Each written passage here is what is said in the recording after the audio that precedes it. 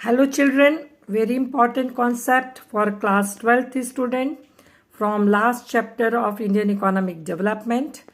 GLF, Great Leap Forward, 1958, China ने ये development strategy use करी थी to convert the agrarian economy into modern economy. ठीक है, अब इस GLF में उन्होंने एग्रीकल्चर में क्या चेंज किया था. उन्होंने सारे जो फील्ड्स थे उनको में ज्वाइन करके बिग पीसेस ऑफ लैंड में कन्वर्ट किया, जिसको कम्युनिटीज बोला गया. और उसमें कलेक्टिव कल्टीवेशन होती थी बच्चों, कलेक्टिव कल्टीवेशन, राइट. और उस समय तक 26,000 कम्युनिटीज बन चुकी थी और पूरा कल्टीवेबल लैंड जो चाइना का था वो कम्युनिस्ट सिस्टम में आ चुका था. ये किया था एग्रीकल्चर के ग्रोथ के लिए.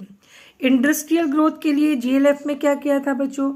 GLF में इंडस्ट्रियल ग्रोथ के लिए लोगों को मोटिवेट किया था to start the industries in their backyard with the small capital.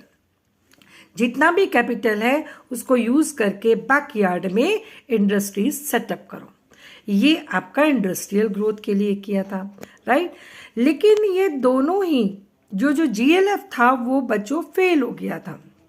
ठीक है, फेल क्यों हुआ था एग्रीकल्चर सेक्टर, उसके पीछे रीजन क्या थे, क्या प्रॉब्लम फेस की थी, क्यों GLF फेल हो गया था. एग्रीकल्चर सेक्टर फेल हो गया था because of drought, right. Drought हुआ था जिसमें कि 30 मिलियन पीपल जो थे वो उनकी डेथ हो गई थी, राइट. और इंडस्ट्रियल सेक्टर क्यों नहीं नीचे आ गया था चाइना में, क्योंकि जब रशिया और चाइना में कॉन्फ्लिक्ट स्टार्ट हुआ तो जो रशिया ने अपने एक्सपर्ट्स प्रोफेशनल्स चाइना भेजे हुए थे किसके लिए, for providing guidance for the industrial growth.